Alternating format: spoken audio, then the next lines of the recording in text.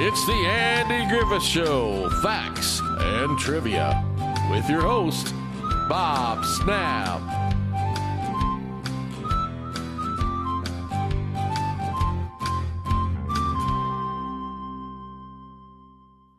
Hi, guys, and welcome to the Andy Griffith Show, facts and trivia. Appreciate you being here today.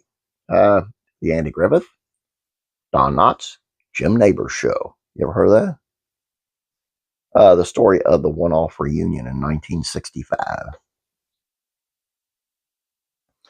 All good things must come to an end. The age-old proverb rings true for all of life's best splendors. Nothing lasts forever, but even beloved television series. In the case of the Andy Griffith Show, the end came on a few different occasions. For fans who loved seeing Jim Nabors in Mayberry, 1964 may have felt like the end, when the spin-off series Gomer Pyle USMC sent his character packing, first to Camp Wilson in North Carolina and then to Camp Henderson in California.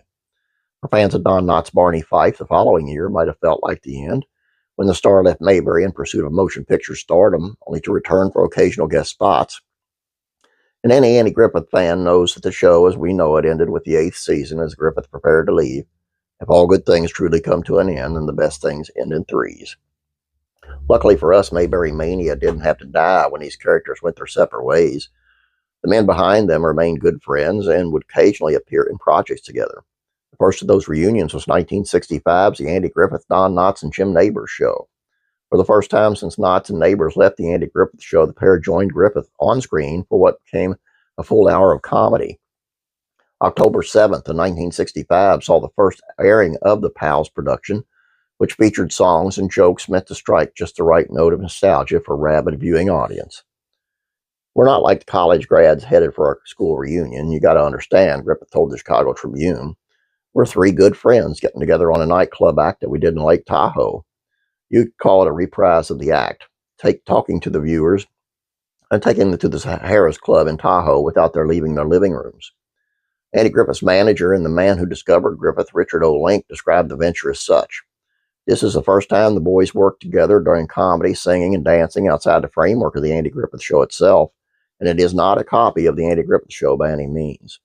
What it was, though, is an evening of comedy with friendships at the center.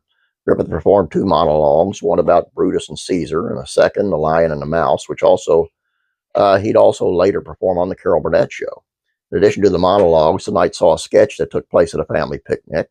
Griffith starred as the father, while Knotts naturally played the family matriarch. Nabors rounded out the cast as his word, the nutsy son. Knotts also performed a scene of 2 astronauts bickering in outer space, and Nabors sang a song from his album, Gomer Says Hey. And there was also a couple dance numbers, something about friends that Andy and Don did in their Andy Taylor and Barney Fife regalia. And then they redid the, I believe it was the preamble scene, but it was on the front porch of Andy's house. It was it was cute. What was really funny was when they asked for the book so he could hold the book on him, and they hollered for Opie to bring the book, and this man's arm come out the window, a really hairy arm. And Don Knotts says, well, Ange, Opie sure has grown up.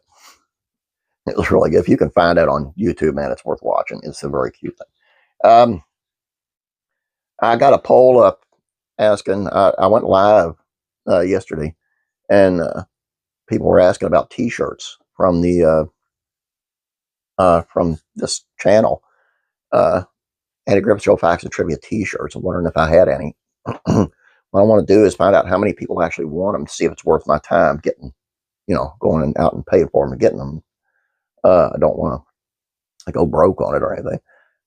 And, I sell it as cheap as I can. And, with the shipping and whatever, how much over the shipping costs and all.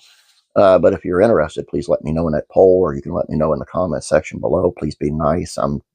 This is something somebody else brought up. I didn't bring this up. Be nice. Don't be, telling me how terrible I am for offering to sell you a t-shirt.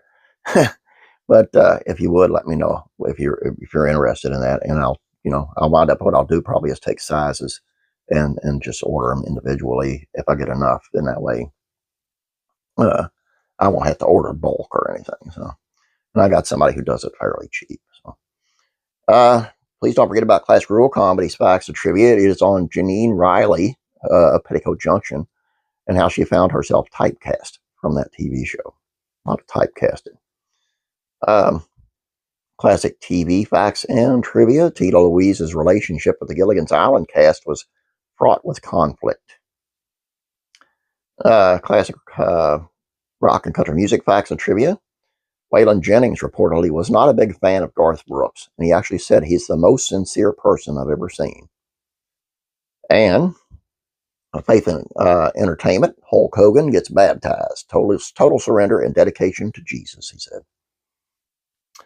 All I got for you guys. Hope you enjoyed this. Please don't forget to subscribe. Please like this video. Please take that poll and let me know, or just leave me in the comment section. I'll get an idea about the shirts, and we'll go from there. You guys have a great day. God bless you. And as always, I'm praying for you.